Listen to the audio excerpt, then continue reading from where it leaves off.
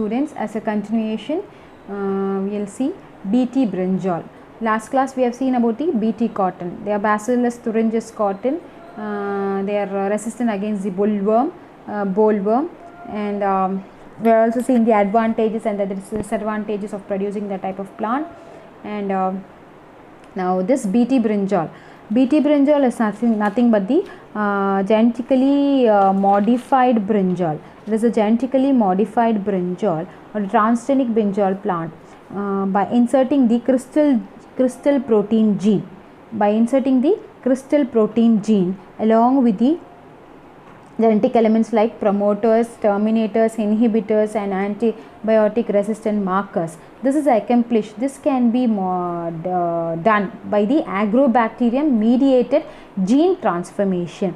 By doing this type of, by producing this type of Bt gene, this will become resistant against the insect called Lepidopteran insect. This type of plant is resistant against the Lepidopteran insects. Bt brinjal is nothing but the transgenic brinjal by inserting the crystal protein gene CRYLAC from the soil bacterium. From the soil bacterium, this type of gene is got from the soil bacterium Bacillus thuringiensis, that is the name given as Bt. From that type of gene, the crystal IAC is got, and this type of protein is inserted along with the genetic elements, promoters, terminators and antibiotic resistant markers. This can be accomplished by the agrobacterium mediated genetic transformation. This type of plants, they are resistant against the insect Lepidopteran insects. Next is Dara mustard hybrid. Dara mustard hybrid, what is the thing we are doing is we are taking the mustard plant and we are transforming, we are genetically modifying. This is done by a team of the scientists, the Center for the Genetic Manipulation of Crops by the Delhi University. This is done by the Delhi University by the team of the scientists, and it is sponsored by the government as a project, government project. It's a government project Delhi University has done. And this type of variety of herbicide tolerant mustards are produced. The mustards they are produced are herbicide tolerant. They are herbicide tolerant. This is created by the technology called as Barner and Baster. Barner and Baster technology is used to produce the genetically modified mustard against the herbicide. They are tolerant against the herbicide, done by the Delhi University, and the three types of genes are inserted in this DMH2. Three types of genes are inserted. One is the bar gene, the next one is the barnase, and then it's the Baster. Three types of genes are inserted. Of that, this bar gene will make the plant herbicide resistant. Bar gene makes the plant herbicide resistant, and all these when inserted will make the plant as a self-pollinated plant. Will make the plant self-pollinated. Will make the mustard plant as a self-pollinated plant. Next is the flavor saver tomato. In flavor saver tomato, what we are doing is the tomato is taken and it is genetically modified to retain the natural color of the tomato, and the flavor of the tomato is maintained by the genetically modified technology. Through the genetic engineering, the ripening is also delayed. So the ripening is also slowed down. The medium used is agrobacterium, like the Bt brinjal. Here also agrobacterium mediated genetic engineering technology is used. Here it will retain the natural color and the flavor, and the color and the flavor is retained, and also the ripening process is slowed down, and the rotting, it will take the tomato was made more resistant to rotting by this type of agrobacterium mediated genetic engineering. Next, the main thing that we are going to see is golden rice biofortification. Golden rice biofortification is nothing but it is a rice. Rice, the name for the rice, the biological name for the rice is Oryza sativa. The biological name is Oryza sativa.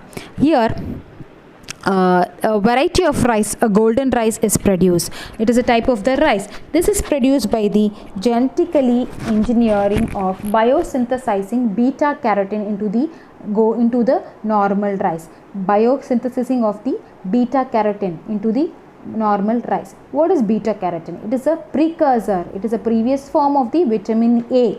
So vitamin A is very essential for each and every human being. So we are inserting the beta carotene into the rice. The aim to produce this type of rice is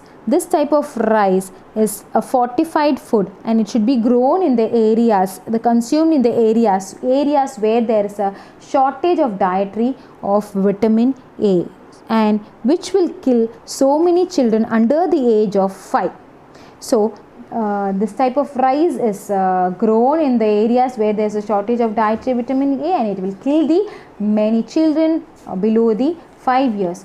This is different from the parental rice strain, whereas the normal rice will not have the beta carotene, whereas by adding the 3 beta carotene biosynthesis genes, namely the PSY, which is known as the phytone synthase, this type of thing is got from the daffodil plant, PSY. Next is Narcissus pseudonarissus, Narcissus pseudonarissus, the gene and the species name, and then species name. Then the control CRT1 gene which is got from the soil bacterium Ervina oridorora. And next gene is the LYC, which is the lycopene cyclase, got from the wild type of rice endosperm. I repeat, the 3 types of genes, the 3 beta carotene biosynthesis genes are PSY, phytone synthesis from the daffodil plant, and number 2 Narcissus pseudonarissus, and CRT gene from the soil bacterium Ervina oridora, and LYC, lycopene cyclase, from the wild type of rice endosperm. Here the normal rice, the endosperm of the normal rice does not contain the beta carotene, whereas the golden rice, they are genetically altered. The endosperm accumulate more number of beta carotene.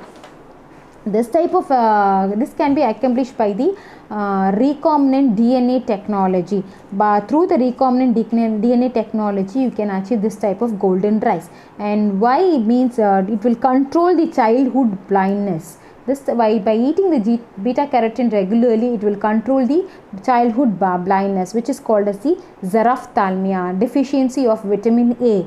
You might have studied in your previous classes. This deficiency of vitamin A will cause xerophthalmia. What are the benefits? This will produce high yield without any pests, and the reduced pesticides to the extent of 70% of usage of pesticides is reduced. The soil pollution is reduced, and the microbial population in the soil is conserved, it is preserved. Next, the risk factor by eating this type of rices, it will affect the kidney, liver function, and also causes cancer. And it will also causes hormonal imbalance and physical disorder. And the main thing is anaphylactic shock. Anaphylactic shock is nothing but the sudden hypersensitivity reaction, and allergies are produced. Adverse effect in the immune system. It will affect the immune system. Since it is a bacterial protein, because of the bacterial protein, it will affect the immune system. Then the loss of viability is in terminator scenes of GM crops. There is a loss of viability of this type of crops. So I repeat one more time, the golden rice technology, the golden rice biofortification, it is a type of variety of the rice that is produced by the genetically engineering of the biosynthesis beta carotene. Beta carotene is a precursor of vitamin A. The aim to produce this type of rice is in the areas where there is a shortage of the dietary vitamin A, which the dietary vitamin A deficiency will kill so many children below the 5 years. The golden rice will differ from the parental rice by the addition of the 3 beta carotenes. It can be changed into normal rice, can be changed into the golden rice by the genes, namely PSY, Narcissus pseudonarissus, and LYC, and these will change the type of the golden rice by accumulating the beta carotene in the endosperm, and it can be achieved by the DNA technology. and it will control the color blindness. The benefits are they are high yield, reduce pesticides, soil pollution is reduced, and the microbial population is conserved. The risk factor is it will affect the kidney, liver function and causes cancer. Hormonal imbalance and the physical disorder is caused. Anaphylactic shock, the sudden hypersensitive reaction is caused, and also allergies. Since it is a bacterial protein, it will affect the immune system. And the loss of viability of the seeds is also reduced to an extent. Next, we'll move to polyhydroxybutyrate. Polyhydroxybutyrate is nothing but a synthesized polymer. Normal plastics, they are synthetic polymers, or polyhydroxy it is not a synthetic polymer, it is a non-synthetic, whereas the general plastics, they are synthesized polymers, they are non-degradable, they cannot be degraded and they will pollute the soil. When this type of plastics are burned, they will produce an element or a thing called dioxin in the environment, which will cause cancer. When this dioxin mixes in the air, when the plastics are burned, that's why the government is restricting the people to burn the plastic. So when you are burning plastic and you are sitting nearby, the dioxin is evolved, and this type of dioxin will cause cancer. So to prevent that, an eco-friendly biopolymers are made by the polyhydroxyalkanoates and polyhydroxybutyrate. In this type of producing this type of plastics, microorganisms have also been utilized. They are gram positive by microorganisms like Bacillus magnetarium, Bacillus subtilis and Corynebacterium glutamicum, and also gram negative bacteria like Pseudomonas species and alkali genes eutrophus are also used to produce this type of plastic. So plastics are the threat to the human. To avoid the threat, they are using the synthesized polymers. Since they are non-synthesized polymers, they are degradable, easily degradable, and they will not pollute the environment. Similarly, polylactic acid (PLA), it is also a biodegradable and a bioactive thermoplastic, which is an aliphatic polyester. It is derived from the renewable sources, and it is got from the cornstarch, cassava root, chips, sugar cane. And this type of PLA is produced, or there are two types of main monomers. One is the lactic acid and next is the cyclic diester lactide. This type is obtained from the common root by the ring opening method, polymerization of the lactide with the metal catalyst like tin octate solution, by the metal catalyst tin octate solution, and the result is the equal amount of polylactic acid is got.